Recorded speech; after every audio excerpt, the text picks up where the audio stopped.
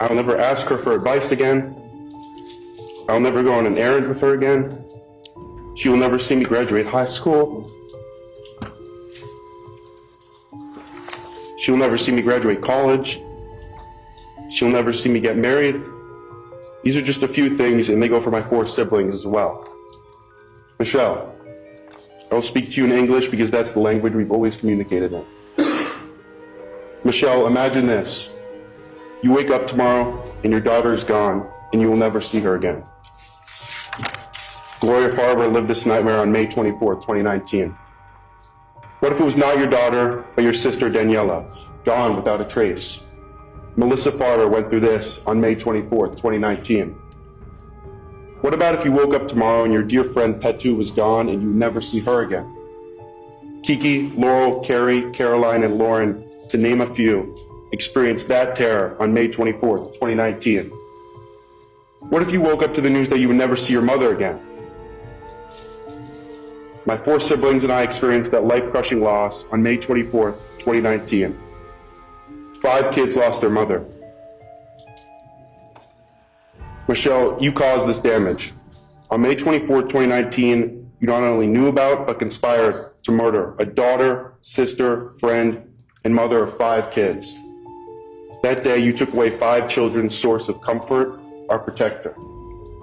You showed no remorse, and you have yet to show any to this day. You have sympathy only for yourself when you realize you will be punished. You expected to get away with it because you believe you are above the law. You thought nobody would suspect you and that all suspicion would fall on my dad. Unfortunately, you underestimated law enforcement and the justice system in our country that day and the days and months following. You were caught red-handed and you're shocked.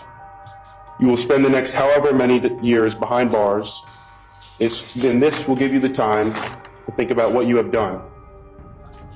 Every day, you will wake up in a small cell with not much to do. You will have many years to contemplate what you know you have done. If you have just the least bit of humanity, I suggest you let all of us know exactly what happened that day and where my mother is. Do the right thing, Michelle. Admit to your family what you did instead of trying to keep their family pride. Ephesians 4:25. Therefore, each of you must put off falsehood and speak truthfully to your neighbor, for we are all members of one body. I will never forgive you for what you have done, and until you give us more answers, you will be considered evil, violent, and most definitely a coward. An appropriate sentence, Your Honor, would be 50 years, 10 years for each child who lost their mother that day. May my mother rest in peace. Thank you, Your Honor. Thank you.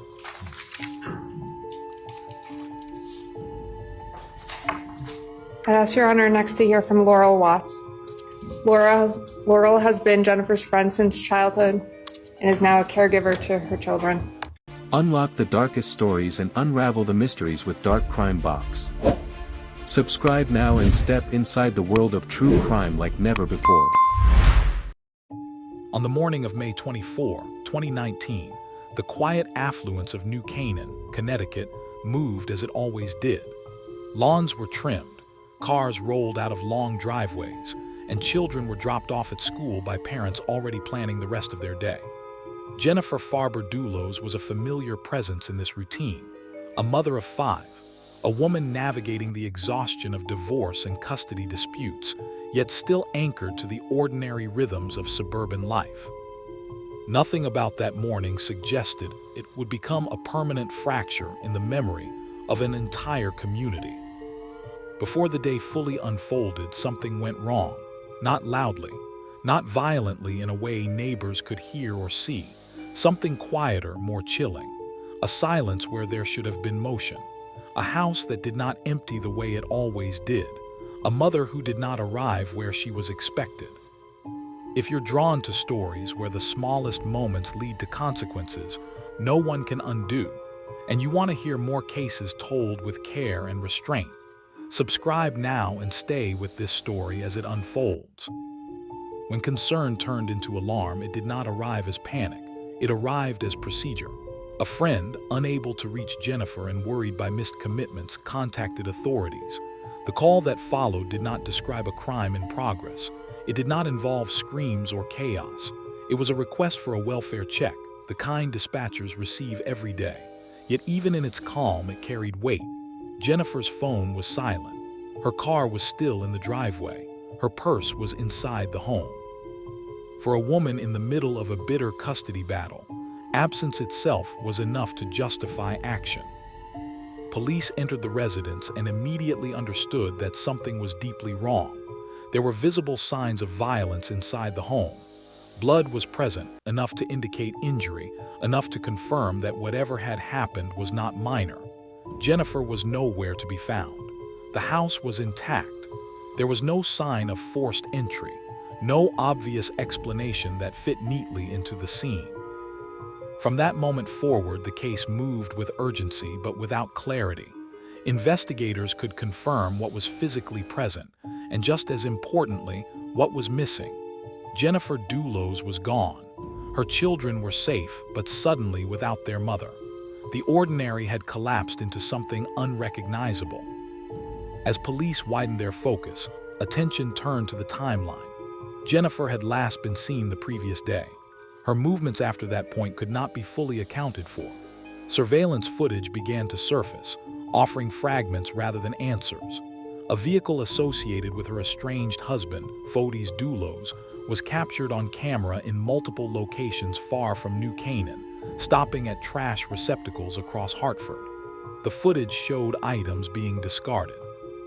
What those items were, and why they were thrown away in that pattern, became a central question.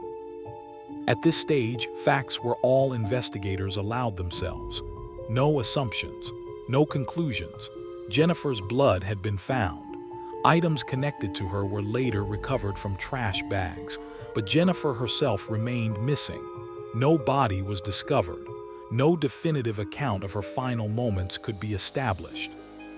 In the absence of certainty, tension filled the gaps. Dispatchers, officers, and investigators were left with the same unanswered question that would soon grip the public. How does a person disappear so completely, from a place so ordinary, without leaving behind an explanation that makes sense? In the middle of the investigation, legal proceedings continued. Arrests were made based on evidence tied to tampering and conspiracy. Charges reflected what could be proven, not what was suspected. Each step forward was measured, careful, restrained by the limits of confirmed information. The case unfolded under intense scrutiny, but it never crossed into resolution. If you're still with this story and want to follow every confirmed development as it emerges, subscribe now. Stories like this do not resolve quickly, and staying informed means staying patient. Jennifer Dulos was officially declared missing, though the evidence strongly indicated foul play. Her children were removed from the uncertainty of waiting by legal decisions meant to protect them from further harm. The community searched. Volunteers walked wooded areas. Posters went up. Time passed. Nothing answered back.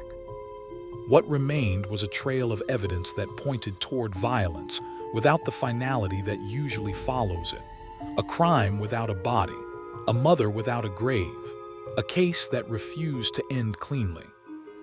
And at the center of it all, that initial call, routine in structure, devastating in consequence, marked the moment when an ordinary day quietly became a permanent question mark, one that has never been fully erased.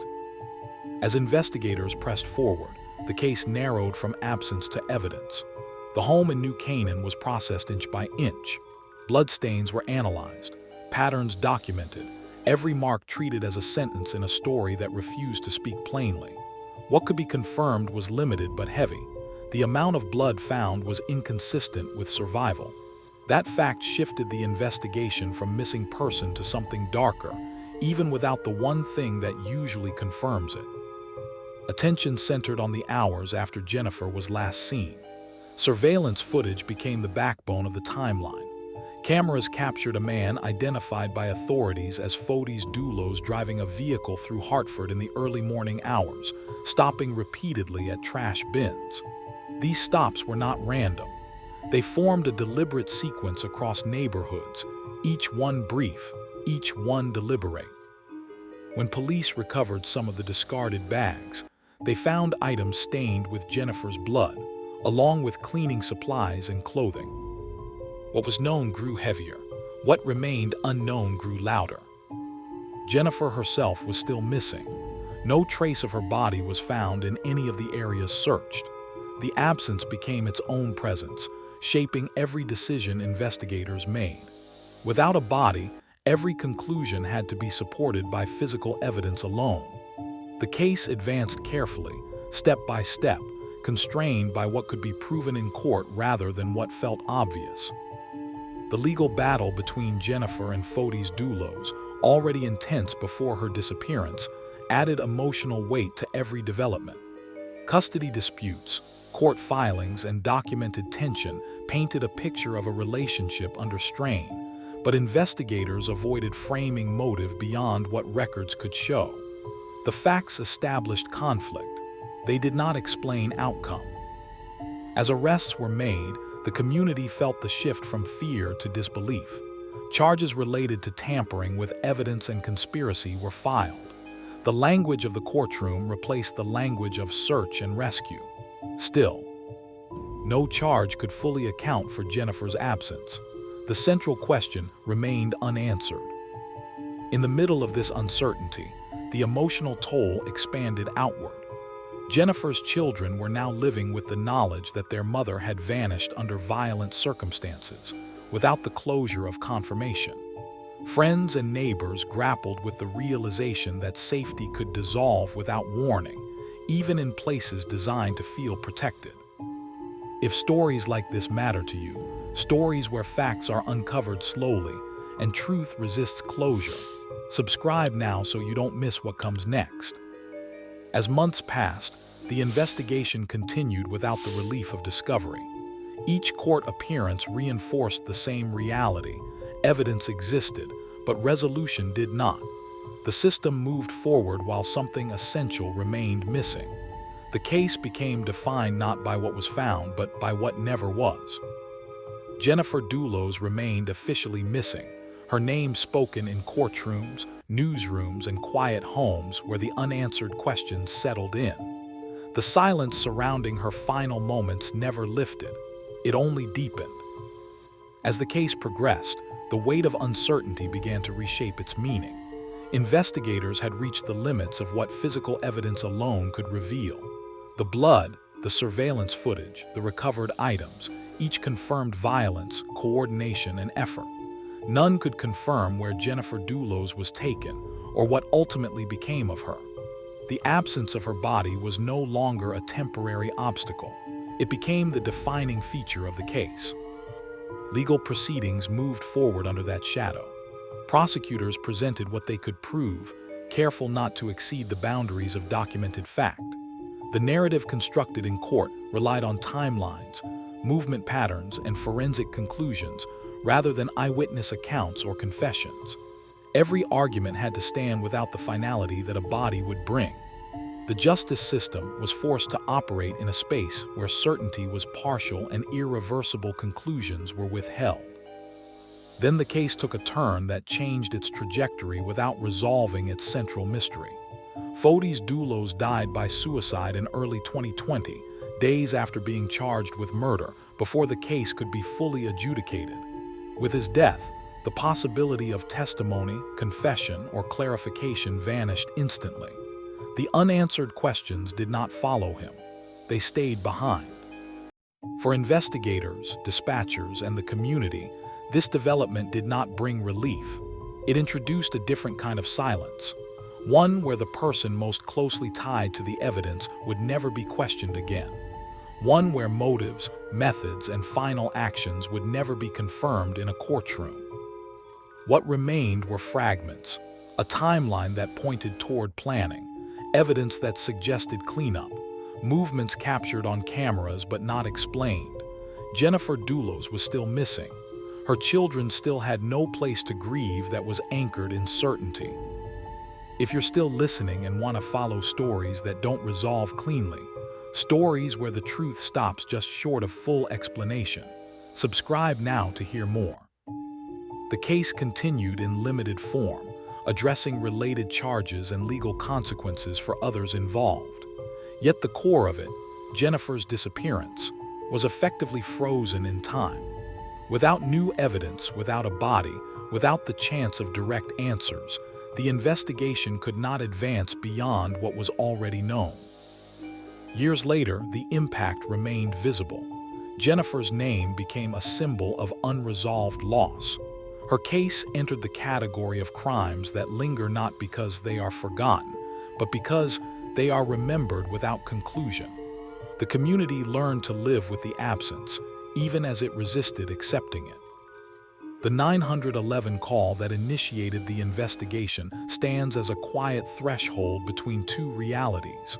Before it, Jennifer Dulos was a living presence, navigating a difficult chapter of her life. After it, she became a question that would not settle. The case did not end with clarity, it ended with limits. And in that space, where facts exist but answers do not, the story continues to echo, unresolved, long after the events themselves fell silent.